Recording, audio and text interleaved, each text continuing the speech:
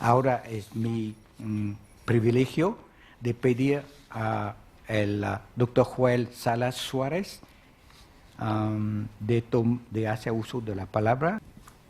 Muchas gracias, Don, por la presentación. Antes que nada, bueno, pues quisiera agradecer al tribunal por la oportunidad de estar el día de hoy aquí con ustedes, a todos los magistrados y en particular al presidente. De verdad es una oportunidad que esta institución, que tengo la fortuna de ser uno de sus comisionados, pueda establecer un diálogo directo con ustedes. Creo que ya han sido vertidos en la mesa una serie de puntos. Traía yo preparado pues una especie de discurso para compartir con ustedes algunas ideas, pero más bien voy a tratar de apartarme de él y tratar de construir con todo lo que ya se ha dicho y ver si al final podemos tener algunas preguntas y abrir el diálogo.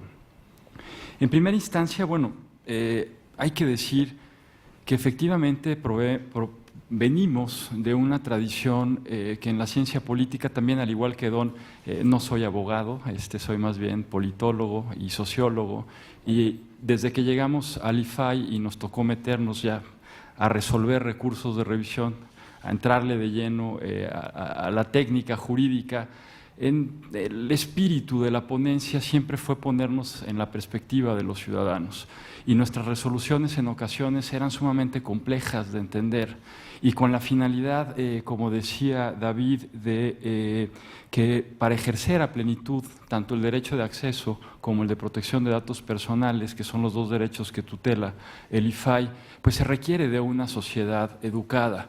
Y en el caso de la sociedad mexicana, pues estamos en un proceso de construcción de ciudadanía.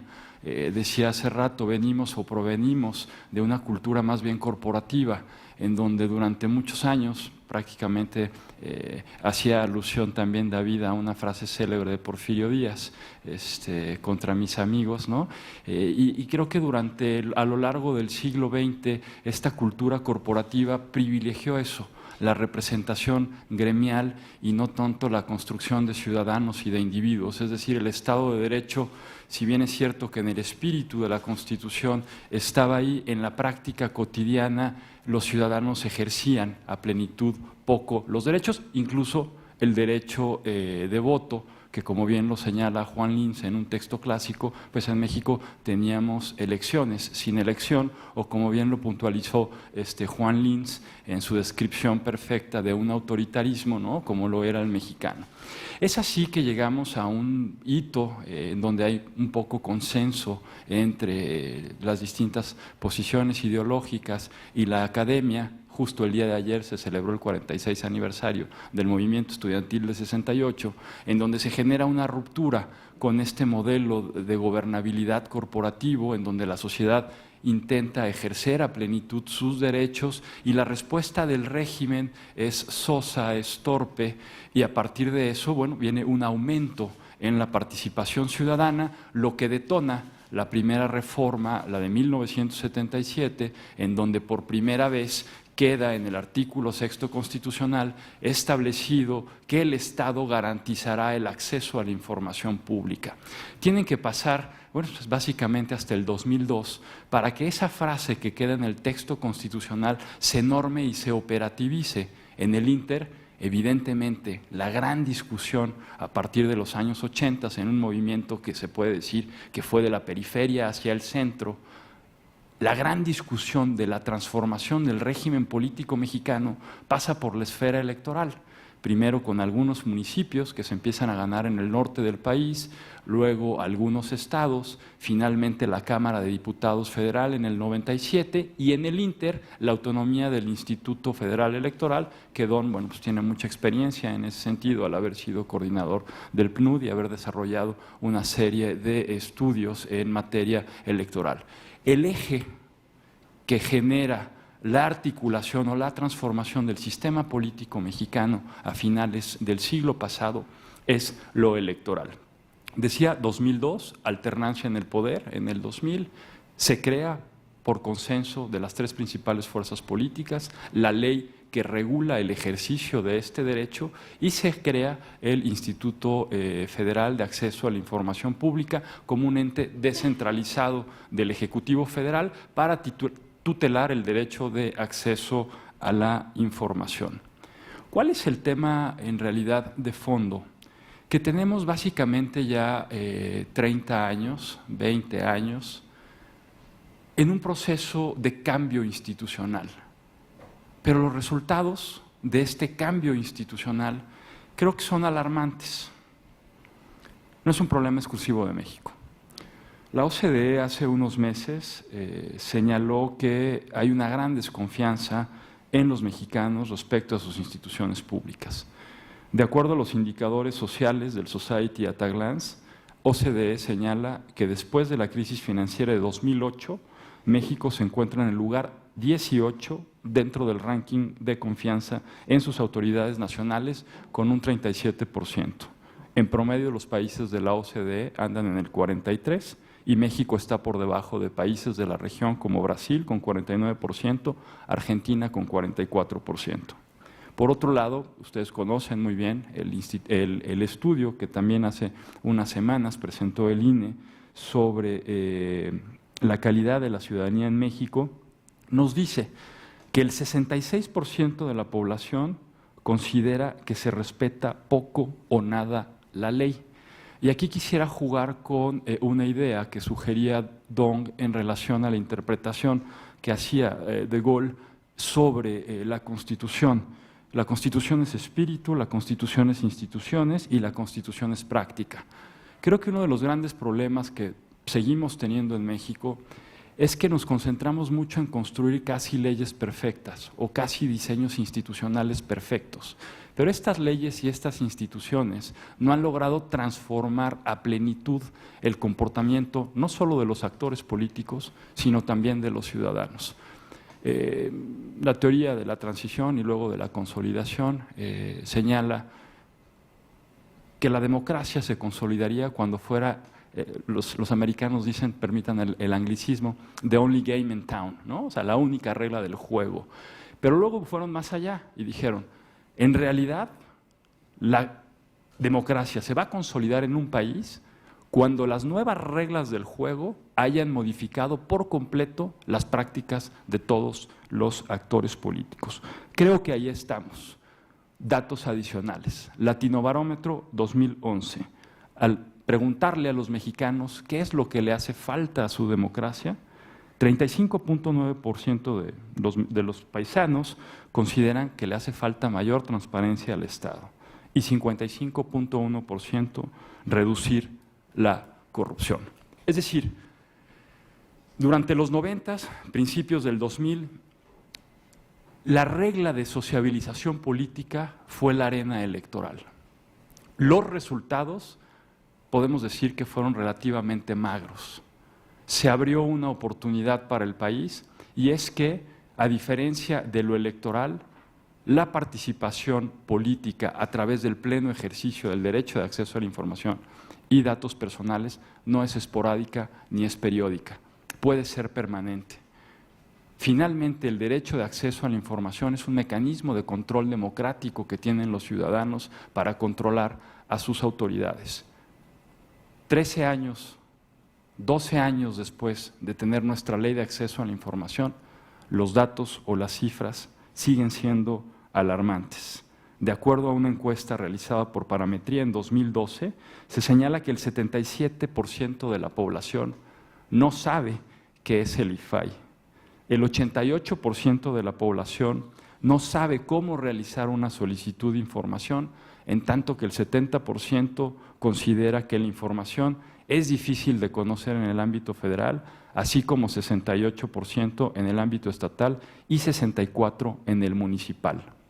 Hay dos organizaciones de la sociedad civil que se llaman Artículo 19 y México Informa, que tienen un índice nacional de órganos garantes del derecho de acceso a la información. Y ellos mencionan, 80% de los órganos garantes estatales no cumplen efectivamente con sus funciones.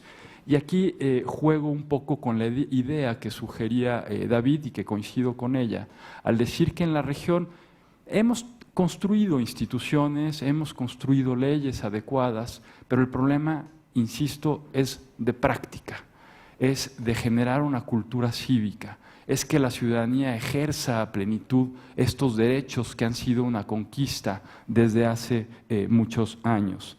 Otro índice que no me parece menor, el índice de apertura municipal de la información pública de oficio, señala que la calificación promedio de los municipios, es decir, el núcleo básico de gobierno con el que tiene más contacto la ciudadanía, en la información, en la difusión de este índice y de la información de oficio que tienen que hacer los municipios por ley, la calificación promedio es de 16.5 sobre 100, ¿no?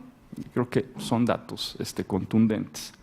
De acuerdo al índice latinoamericano de transparencia legislativa que genera la Red Latinoamericana de Transparencia Legislativa, si bien nuestro país sale relativamente bien evaluado, señala que en el rubro de presupuesto y gestión administrativa se obtuvo una calificación de 58%. Afortunadamente, el legislativo está dando pasos importantes.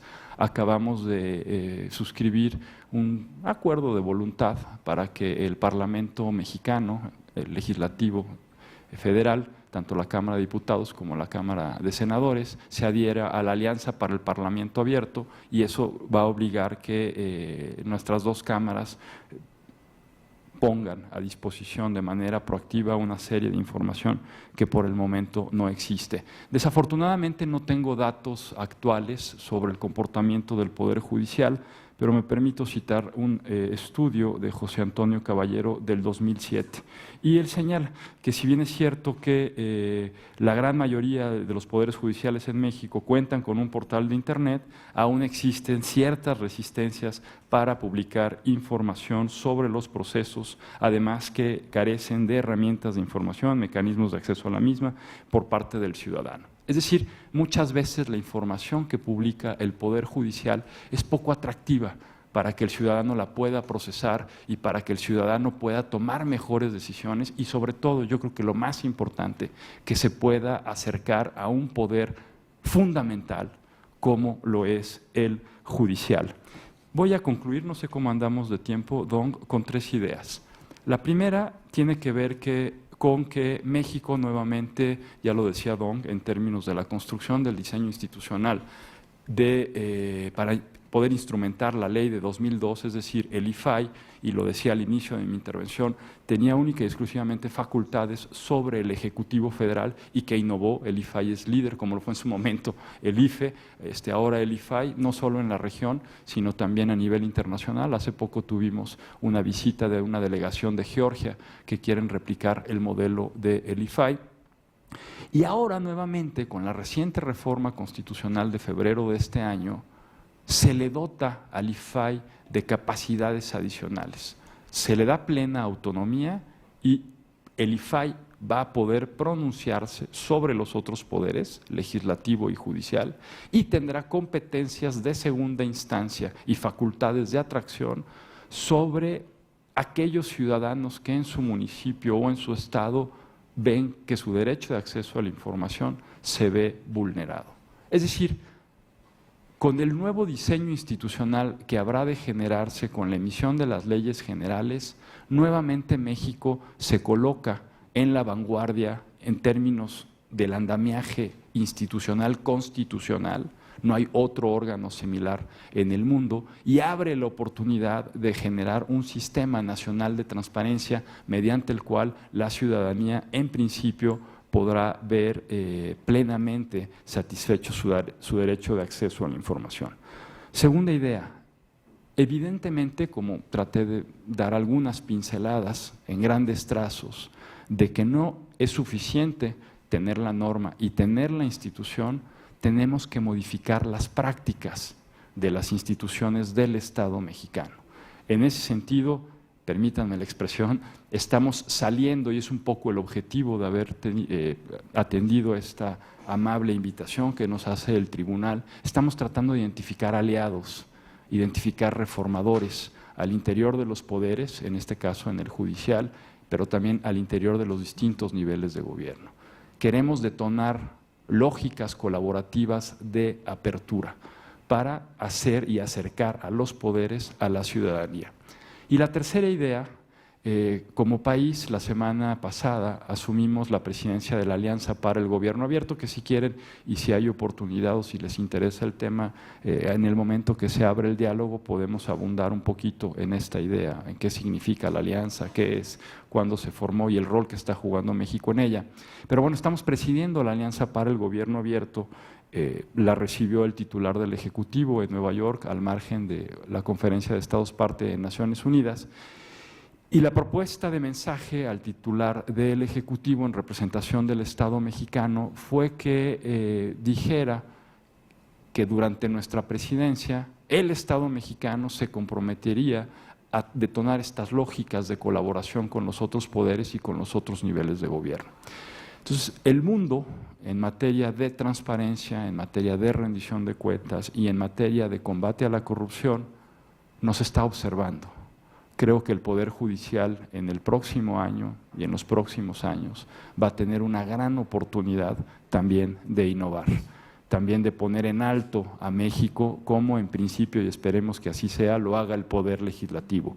Por el momento no hay ningún parlamento que se haya adherido a la Alianza para el Gobierno Abierto. Chile ha avanzado un poco, pero todavía no la suscribe formalmente y esperamos que el Poder Judicial pueda, en los hechos, mostrar su voluntad de apertura y a partir de prácticas concretas modificar el comportamiento institucional. Por el momento lo dejaría ahí. Agradezco nuevamente la invitación de poder estar con ustedes el día de hoy y quedaré atento para, como también lo comentó David, en una oportunidad de diálogo poder atender posibles o futuras inquietudes. Muchas gracias.